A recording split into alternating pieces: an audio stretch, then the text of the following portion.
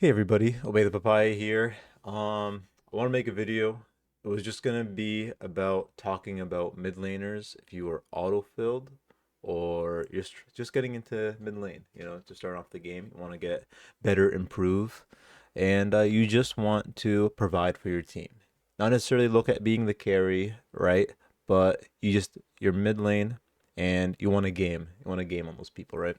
So I made up this guide and I want to go through it and share my overall opinion. Granted, being a mid, of course, is very broad. There's a lot of things to consider, but I think every single person can play mid and not feed, be very useful, and provide for the team. As I do think mid lane, in theory, is one of, if not the simplest lane in the game.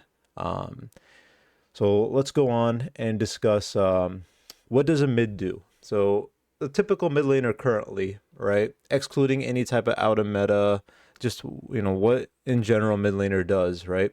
A mid laner provides zoning, they provide burst, they're usually casters, and they provide roaming pressure. Um, so let's keep going down, and I'll discuss more into it because I don't want to get too far into the slides and then we talk about it. Oh, and then the next page is slide, right? We're still new to this. We gotta cook. We gotta cook some videos up. So the best mid for new players. So everyone will come in and be like, "What is it to carry? What is this? What is that?" If you're asking that question, it means you haven't played enough mid laners. I want every person that does want to play mid to literally just go and try out every character. Once they try every character, I want them. Then they can come and ask and say like, "Oh, what do you think is the best mid to do whatever?" Right? Understanding every single mid laner is super important for your gameplay. I mean that's how you counter the person that you're gonna play against is knowing how to play them will teach you how to play against them in a way, right? Besides, of course, once you get into higher tier play, all the small stuff, differentiates a mid tier to a high tier player, right? But play all of them. Grow your knowledge of the game. Understand each one, and then look into trying to find out what the best mid is, right? And also, the best mid is very. It depends on the enemy team comp, and it depends on who you're playing against at the same time, right? Um, so here we'll discuss just the best mid laner for autofill. I'm not trying to necessarily go too hard, but I want to, I want to farm. I want to provide pressure. I want to keep the enemy mid laner in my lane to prevent roaming, prevent them from getting fed, prevent them from snowballing. Right. The best mid laners right now is Gideon, due to his with the current build, he has insane clear time. He has insane damage. He's all AoE. He has a good amount of CC to him. He's just a solid mid lane, and he has an escape, so it's really good for newer players. And of course, you have tips and tricks to make him even better as a character. Gadget, I would say is even for newer players, she's simple to play. One if you watch one of my videos with Gadget, you'll kind of grasp how to play her. Once again, to keep the enemy mid laner in lane, to keep him at bay, and still provide a lot of utility to the team. Right? She does have a high skill ceiling when it really gets to it. Right? But overall, she's a safe mid laner. She has really good clear after first item, but she could basically keep everybody in mid, the enemy mid laner in lane. That's what you're looking for. You don't want to feed, and you don't want to you want to farm, right? And then Howitzer. Howitzer has very long range, good poke, decent clear, not as good as these two, but if you get really punished by someone in mid lane, Howitzer can actually, it's tougher, but this is kind of for like, I would say when you get into this is for like mid elo and below. Howitzer is still flawless mid in general, but sometimes you'll need your jungle support when it comes to really getting pressured. Um, and then I did want to include, which one is it in the next one? No, yeah, it is in the next one, but you can take a look at ADCs as mids. There are certain ADCs that can very easily go mid, and it could be just as easy in terms of farm, clear, pressure. Twin Blast has insane clear. Revenant has lock on Q. So, you're able to throw consistent damage, consistent farm compared to other mid laners that, once they use their abilities, the mid laner technically has nothing to do now early game. So, um, we'll continue through with it. So those are the best auto-filled. If you're auto-filled, you're kind of new to it, I would suggest these mid laners. They are skill shot based, but honestly, majority of mid laners are skill shot based. But they provide escapes. They provide ways to prevent the jungler from coming at you, the enemy from coming at you. This is what I would say is just the safest type of mid laners. These are actually probably the best mid laners in high tier play too. So when you get into the competitive play, comp plays, the team plays, these are the mid laners that people will be looking for. So best mid laners to look into solo carrying. So right now in high tier play, these people can get countered. But this is just to kind of look into solo carrying your team all the way up to, I would say, diamond respectively, easily. So we're gonna take it, we want people that are hyper carries that can basically do the 1v5, the 1v9, and they have sustain, they have a ton of CC. They're very surprising, right? Consistent damage.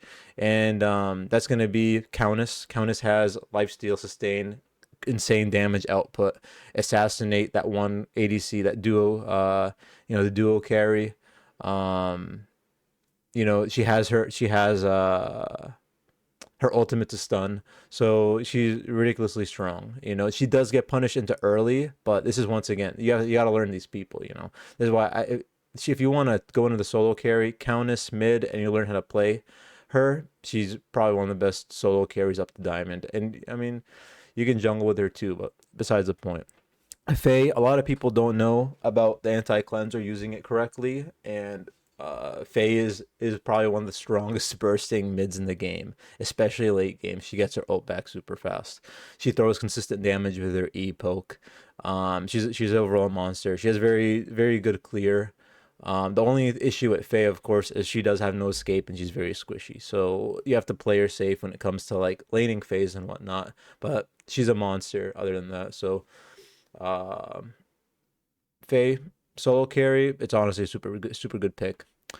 Morgish, everyone knows Morgish. Everyone hates Morgish, except for one of the off-lane Morgish players. Nonetheless, Morgish, consistent damage, fairly easy to play. All you have to focus on in Morgish is your positioning. Look at where the jungler is, and if you know where the jungler is, and he's not around you, you can usually punish almost every single mid laner, because all you got to focus on is your positioning. Focus on where they're going to hit their ability and try to dodge it, and you can output so much damage, because her Q is fairly easy to hit, her right click is extremely easy to hit, right? And she outputs so much damage. Wraith leggings is such a strong item on her. She can peel off people super easily. So these are what I would say are the best mid lane solo carries. Once again, in general, this is very broad. It's tough to fully come out and say that like, oh, of course Gideon can definitely be on here, right? But it's just like I said, it's Gideon can't do. You need the sustain. You need that amount of pressure that these people, I would say, provide. And it's all, everyone can be good at a certain person, right? This is just my opinion of things. And I did say here, right? Yeah, ADCs with current matchmaking. ADCs are broken right now.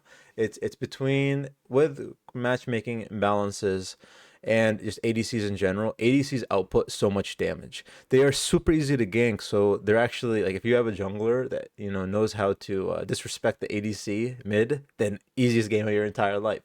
But that's going to be very hard. What if you don't have the carry lane? Your carry lane's not good and they're getting pressured and your jungler is auto-filled. It's tough to go against ADCs right now. ADCs mid, they are pretty strong. If you know how to play them as well, they're just very squishy. So like, I would say they are pretty good carries, majority of them. Revenant, Twin Blast, Kira even. They have escapes. They have a lot of pressure. They have a lot of They're able to clear lanes extremely fast. Of course, not necessarily Kira, but Twin Blast, even Revenant can clear lanes pretty fast against a mid laner. But they do get punished though. Once you get like first item as a mid, they can get punished unless your entire team isn't doing good, unfortunately, at that point. Um, this is my opinion on the best mid laners for solo carry. So the main mid builds, honestly, pretty basic. I do not think there is really any mid items, even with the current patch getting what we got, Dreambinder buff, Lifebinder buff. There isn't anything that I would say has been like too crazy to actually give it a bump into adding to the main builds. Build one is what I would consider. I do have, should be a combination. Is it not there? Should be part one and part two. Okay, I failed that. But build one is ability haste build. This is the type of build that you just want to spam abilities on, right? Time Warp, it's going to give you that insane cooldown. Time Warp and Mega Cosm, 45 cooldown, totals up to like 35 to 39% ability haste. Caustica for the spam and the passive that gives you damage and the mana. Wraith Leggings is just a monstrous item. Oblivion Crown, monstrous item for a final. You know, this is like the main build, I would say. If you want to just play the game and you don't have to worry about anything, you can honestly build this on any character. You can switch up Mega Cosm and Time Warp, right? Depending on, if you just want to spam abilities, then you look into Time Warp. If you need to like if you think you can get a ton of damage out on them, right? And then I go Mega Cosm first. Like Mega Cosm first on Gadget is probably better, but then I'd also look at, this is the notable mention of Alchemical Rod. I would only look at Alchemical Rod going on Gadget. So Alchemical Rod on Gadget, then I'd go Mega Cosm, then I'd go Time Warp, and then I'd continue the build off of that. And then I decide if I want to keep or sell Alchemical Rod depending on Caustica or what. If you're against the Bellica as a Gadget, then I'd be very careful taking Alchemical Rod. That's going to increase your mana. You shouldn't really be in a position for Belka to completely obliterate you like that, since you are a far range farmer. But and it takes a lot of time for you to scale, and you can kind of zone her out pretty well. So I mean, you technically can still go with it, but just know that's going to hurt you. And going Caustica is going to give you pretty good benefit, and then you'll be able to get like Oblivion Crown or Wraith Leggings, um, instead of filling up Azure Core. Azure Core is last item. Don't build that up ever. Alchemical Rod gives you the benefits of what Azure Core would get you, and then Alchemical Rod will be either you sell it or you buy it into Azure as your last item. So that's the first build. The second build, this is what I would say is the assassin build. So this is you want to burst someone down. There's one person that you want to burst down. I recommend this on people like this is a Howie build / Countess build is where I would recommend this. I wouldn't necessarily. I'd still throw Mega Cosm instead of Combustion though on what's her face, Morgish, because Morgish, you get to stack the Mega Cosm on Morgish ult at 5 seconds on Morgish. So if you have Mega Cosm and you hit the mid laner at 5 seconds, do not use your ult until 5 seconds on Mega Cosm. That way you can proc the Mega Cosm passive, and then you get even more damage, right? It depends though. If you know they have heal or whatnot, then you use the ult if they're really low. But if they're like on edge, like, am I gonna kill them? Wait for it, right? Everything's dependent on what the situation is. But that's a quick tip. 5 seconds on Mega Cosm. Even like Shinbi. I think Shinbi is 3 seconds though, depending on how many stacks though. I think you can do 5 seconds if it's max stacks. But granted, we're not talking about Shinbi. But you can play her mid, but she's off meta mid, with currently how the system works right now. But yeah, that's what I would say. Build 2 is assassin build. So Countess, Howitzer, and even I would switch Combustion. I would switch Combustion for Mega Cosm only for Morgish build. So Mega Cosm, Wraith Leggings, Caustica. Then I'd be interested if I want to get Time Warp, Oblivion Crown. Otherwise I'll look on to building something else. Do they have, Tainted Scepter is kind of a nice build. It gives you a little bit of if you're against someone who does lifesteal, Chimera, Grux, Countess, Tainted Scepter. Your mid laners are building away from it currently because you want just crazy damage output. There are better items, but Tainted Scepter is still monstrous. But yeah, these are basically this is kind of the point at where I would put these items in terms of when I would look into buying them. You know, Costco is just super important. I like to have it almost every build because you basically have infinite mana. Alchemical Rod does help you to where you don't necessarily need it on Gadget since you have so much spam potential. But if you're gonna go build one, definitely need Caustica because you're just gonna spam so much. But yeah, these are the main mid builds. Let me know in terms of, if you have any suggestions in different characters. This is just the main build, right? We're not going to go specifically in every character. So best ward locations as a mid laner. Super important. So here's mid lane, right? You got your fall. You have a ton of entrances in mid lane. I think the total's up to 1, 2, 3, 4. I think you have 8, technically 9 for a Kalari who can invis for so long, right? Coming from the middle of the lane. You have a ton of places that you can get ganked from. So it is actually it's a high risk, it's a risky lane. You can get ganked there a lot. Hence why I recommend a Gideon for new players. Fairly easy escape, and you still provide a ton of pressure. So let's look at ward position 1. This one is right behind the fog wall, but it gives you vision basically of this area right here, right? So you're able to see if they are going to be at your it's going to give you time, right? If I put it right at the fog wall, that's not going to give me much time to see a jungler coming in, right? This is where I would put it if I'm getting camped, if I'm actually getting focused, right? I'd be very worried. I want to put a ward right there if I feel like I'm going to get pressured. So this is like what I would say is after your level 3. After level 3, after your first river buff, this is where I look at putting some wards down. Ward number 2, this is for before river buff. This is after I clear my first wave, maybe my second wave. I'm going to go and put a ward close to their 2 buff. I want to get this whole, I want to get this entire spot here because I want to see, are they going to take 2 and then go to river buff, or are they going to take 2 and then go to blue? Because that's going to open up my river buff right here, right? I want my river buff. I do want it. It's very important to take river buff, but it's not worth dying for. This ward helps you out a lot. And if you can take it on first wave and put a ward there, hopefully the jungler isn't going to recognize that, right? They high tier they will, because it's a very popular place to throw a ward down. But that ward is going to, it tells you so much information because that river buff is very helpful, that's going to keep you in sustain. Otherwise, if you jump down there and there's a jungler, you might die, burn flash, and you might be low on HP where you gotta be. So now you have to back and you burn flash, and now you're in trouble, right? This can help you out. If they don't realize it and they just go straight to blue, boom, easy river buff. If you know they're gonna be there, you can go pressure 3, take it, and you can wrap around, however you want to escape here. But you gotta be wary of your dual lane at the same time. If it's high tier play, if they're stacking, they might be coming in here to counter that. If they're pushed, if the enemy's pushed up. And you'll have your jungler. Your jungler will come and take this river buff here, unfortunately, sometimes. They shouldn't do that. It's very cringe when they do, because they're just going to go back to blue buff, and then you lose the mana, right? But it's unfortunate. It's something we got to consider.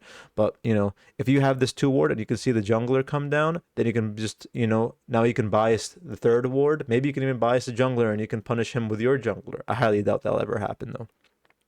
So 3, this is the 3rd ward right here. This is if you're let's say you just feel like they're throwing a lot of presence here for Fangtooth. 3rd ward is going to prevent them even getting really close to you at all. The only way they can really get behind you is going through here, and hopefully they don't do that. They might check 2, they might check 5 camp.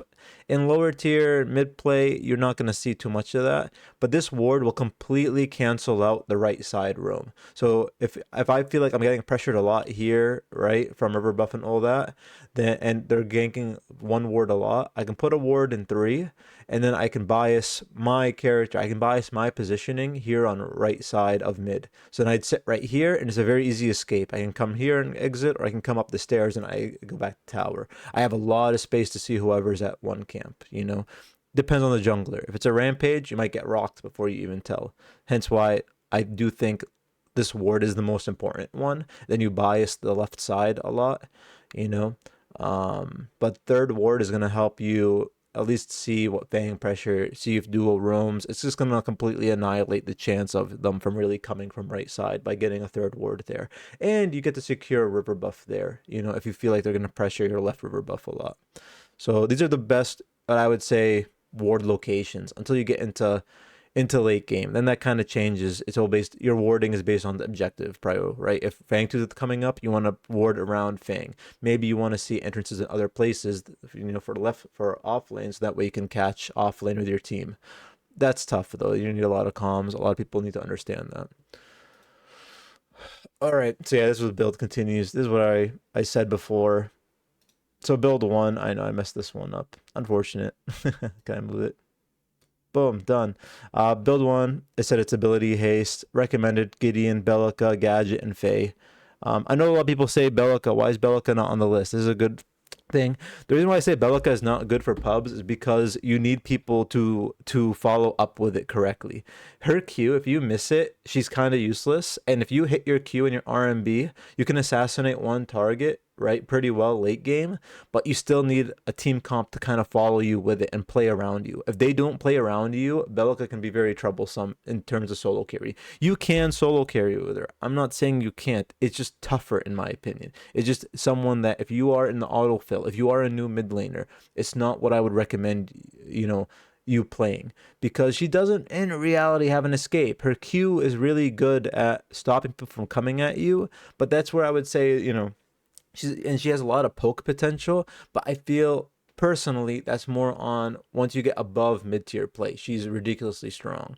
But just in pubs, I don't recommend her in pubs. That's kind of it. Once we get a ranked and we get better MMR, right, balance, then I can go into looking and say Bellica is definitely a solo carry, just not currently. And then yeah, I said build two is a pen build, Countess, Howie, and then Morgish is what I would recommend them. That's a warding one. So early game strats. So just some tip. River buff spawn at 3 minutes and every single odd number after that. 3, 5, 7, 9, etc. Right? So that's a good thing to, if you want to throw a gadget queue, right? Because gadget's going to have one of the slowest clears for it. If you can time it perfectly from the detonation of the timer on the top of the screen, then she becomes one of the easiest persons to secure it, assuming the jungler isn't there to pick up the drone and walk away with it, right? So that's something to take into consideration, is knowing the timer for river buffs. Most junglers currently start red, right? Almost every single one starts red, unless they're trying to troll you, or get in your head. So I talked about this. They're gonna probably go for your left river buff. Hence why I want that ward position. For river buff. But it's not worth if you know that jungler is going to come and camp you or anything. It is not worth going for river buff. Focus on your farm. Your farm is super important. Focus on farm. Keep pressure. Prevent your mid laner from roaming, right? So focus on farm. Match the speed of the farm. Just don't, if they push up to you, let's say you have farm, right? And they take the farm up. They take your 2 range minions and 1 or 2 melees, and you still have, and they still have a lot. Back up. In reality, they're going to start punishing you. And it's the same thing for you. If you took their minions out so fast, start punishing them. And sometimes it's good to put your spells behind them, so they have to walk forward, and then minions get to do damage on them. It's all about balancing, and you got to learn it. It's a learning thing, right? It's all situations are different. It's going to take time to learn. So, you just need to keep pressure on the wave, constantly push. At the same time, don't let them freeze under tower. If they do that, then it's going to be troublesome for you if you get jungle camp or jungle ganked, right? It's going to be very easy for you to get killed. Lane freezing is important. Maybe I'll look into making a video on lane freezing and whatnot. It's a very, very tough concept. There's so many situations and whatnot. But you can see this a lot in a lot of my videos. I try to lane freeze. I try to push up, especially when I need to strategize. Especially the ones where I'm in scrims. Those are the ones where I'm actually going to try and position my lane how I want them to, right? More than the pubs. Pay attention to how far you're standing compared to the enemy mid. Watch when they use their skills and punish accordingly. If you see them use their skills early game, they're like 10-second cooldowns even. Punish them if you can, punish them, push the wave. Both mid laners should be looking at clearing wave as soon as possible. That's the main goal. Once that happens, As soon as the wave crashes, instantly use your skills, and then hopefully you can push the wave up, and then you can get some damage on them. And learning what characters push better than others, super important. But just farm, play it safe. If you're autofill, it's not your goal to necessarily carry right now. It's your goal to just keep the mid laner at bay, and maybe late game you can carry. Um, Mid game strat, you should be looking at objective focus. So this is where I said that now, once you get past, once you get, I'd say, first item is probably the end of early, about 10 to 15 minutes in, 10 minutes you can get Fang Tooth. So you do want to put focus into that, into the getting wards there. Although it's not necessarily your job to really get wards there, but I would look at getting the ward timer next to 2 camp, and maybe getting the one on right river buff. Kind of depends on your position to Fang, because Fang is going to be the mid game strat usually, right? Not many low elo, mid elo is going to tend to go for mini prime, although mini prime is super important and super easy to take. But that's a different story. So clear quick, look at roams, apply pressure to the entire map, or just apply pressure to your mid lane. It's all about learning their skills. If they use abilities and you haven't, and you got wave clear, then you look into pushing them up. Yeah, it's just, you want to start spreading your pressure. That's kind of it. Try to get blink time. Focus on timers. Talk with your team. Let your team know about timers and what they have.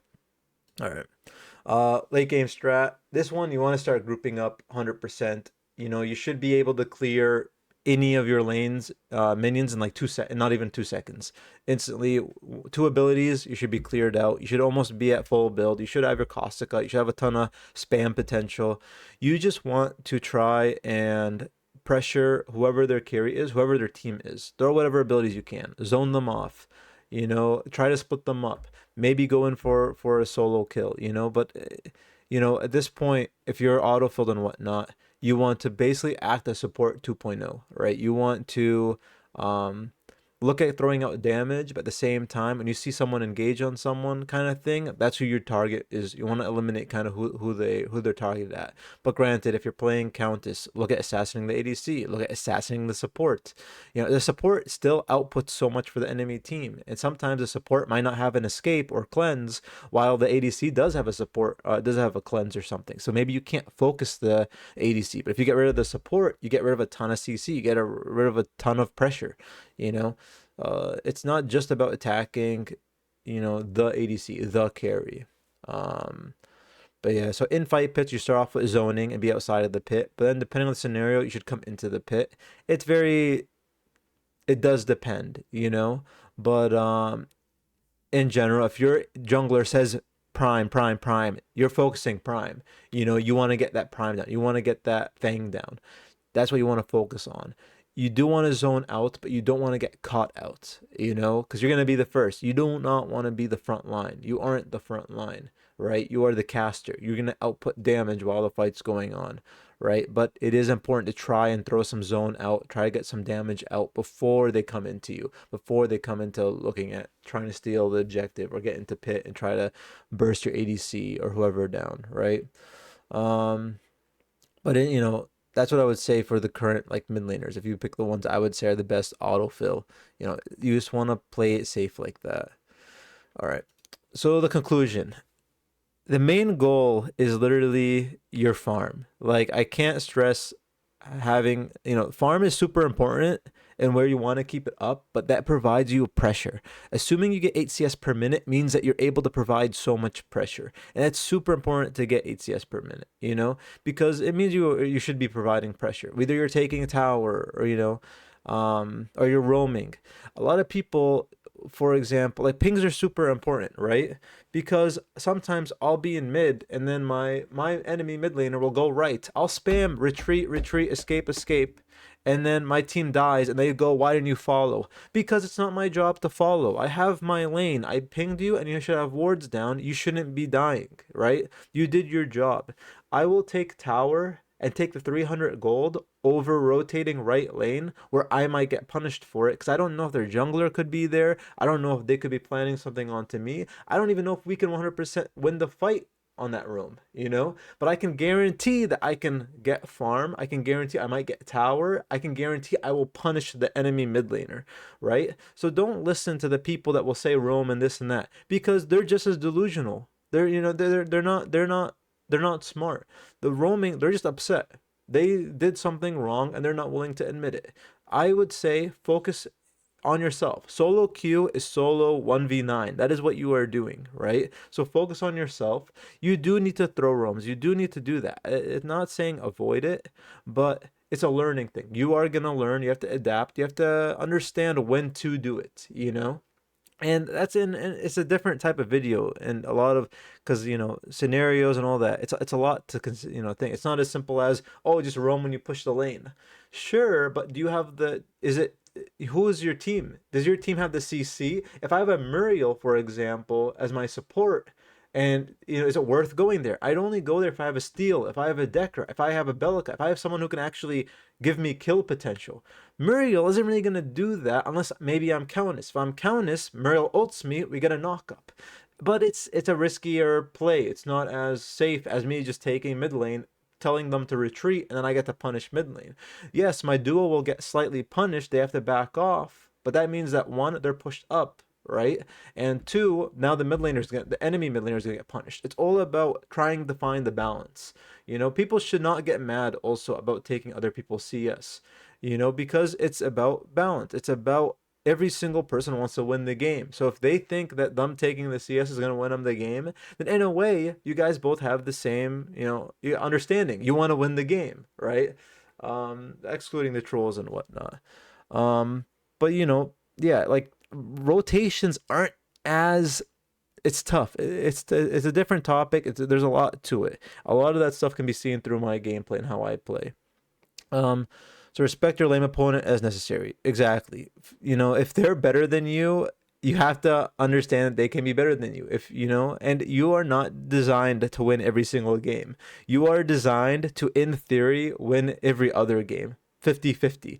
If you are at the perfect elo, you are basically designed to basically win every other game. That's how it works, you know? And that's kind of it. Like, you know, so but this is my mid guide. This is kind of what I can explain in words. The most important stuff is, of course, the main builds, what my opinions are for the best mid laners, and just the tips that I can overall give. But the best way to learn is to play all the characters in mid, understand how they work, and then punish and accordingly to them, you know?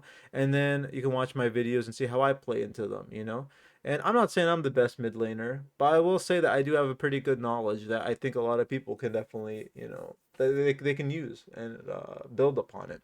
But if you have any questions, please leave a comment down below. This is one of my first videos in terms of this, and I'm all new in this whole speaking thing and whatnot.